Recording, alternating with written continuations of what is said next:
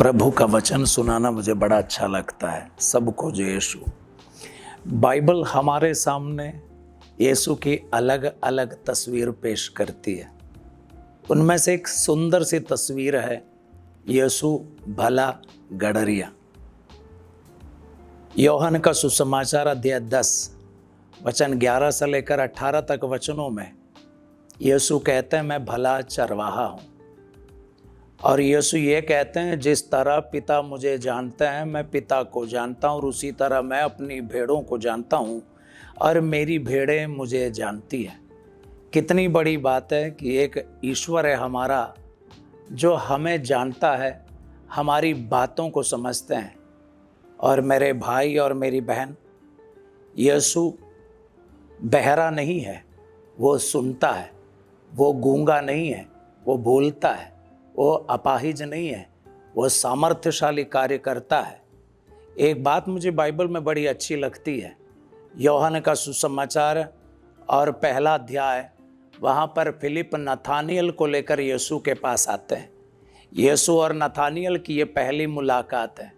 लेकिन पहली मुलाकात में यीशु नथानियल को देखकर ये कहते हैं, देखिए एक सच्चा इस्राएली जिसमें कोई कपट नहीं। और ये सुनकर नथानियल में आश्चर्य हो जाता है और नथानियल कहते हैं आप मुझे कैसे जानते हैं? तब यीशु नथानियल से कहते हैं फिलिप के द्वारा बुलाए जाने से पहले ही मैंने तुम्हें अंजीर के पेड़ के नीचे पाया। और वो यीशु जानता है, सब कुछ जानता है।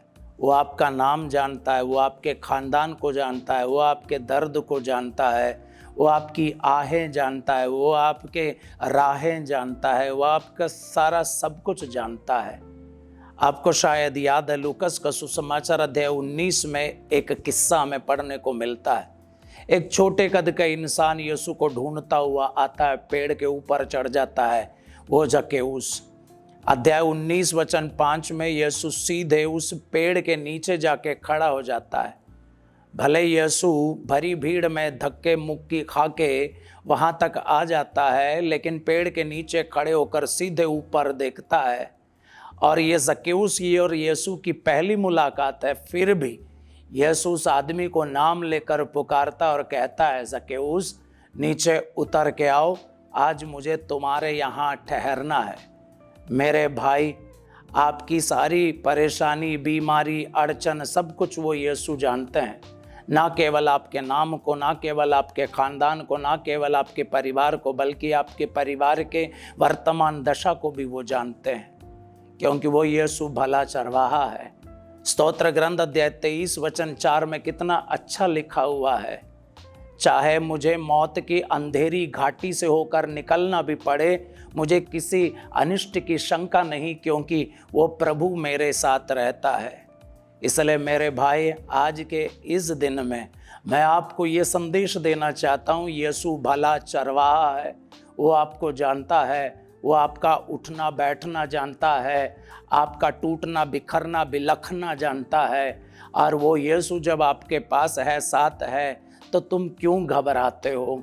एजेकियल का ग्रंथ अध्याय 34 वचन 11 में और 16 में वो कहता है, मैं स्वयं अपनी भेड़ों की सुध लूँगा। यदि कोई भेड़ खो गई है तो मैं उसे ढूंढ लूँगा, और यदि कोई भेड़ भटक गई है तो मैं उसे लौटा लाऊंगा, और यदि कोई भेड़ बीमार है तो मैं उसे चंगा कर दूंगा, और यदि कोई भेड़ उसे घाव लगा है तो मैं उसे पट्टी बांध दूंगा।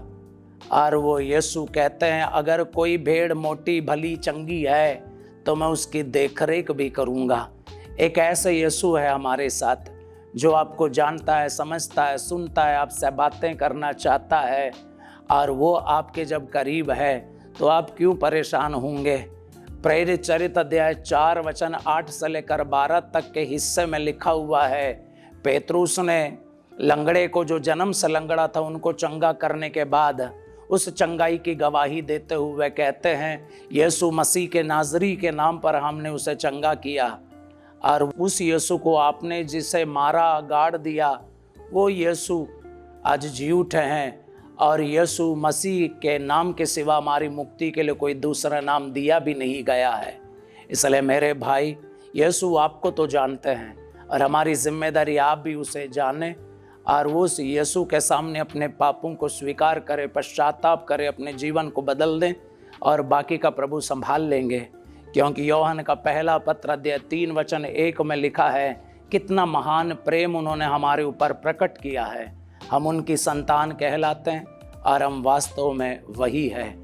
और मेरे भाई, अब तो ईश्वर के हैं, क्योंकि यूहन्ना का पहला पत्र अध्याय 5:19 में लिखा है, हम तो जानते हैं कि हम ईश्वर के हैं, लेकिन समस्त संसार दुष्ट के वश में है। हम यीशु को जानें और यीशु के साथ रहें, और वो भला चरवाहा जब हमारे साथ है तो हमारी कोई कमी नहीं होगी। इसलिए मेरे अपने लोगों, यीशु को जानना सबसे बड़ी बात है। वो भला चरवाहा तुम्हें कभी अनाथ छोड़ कर नहीं जाएगा। पिता और पुत्र और पवित्र आत्मा के नाम पर आमीन।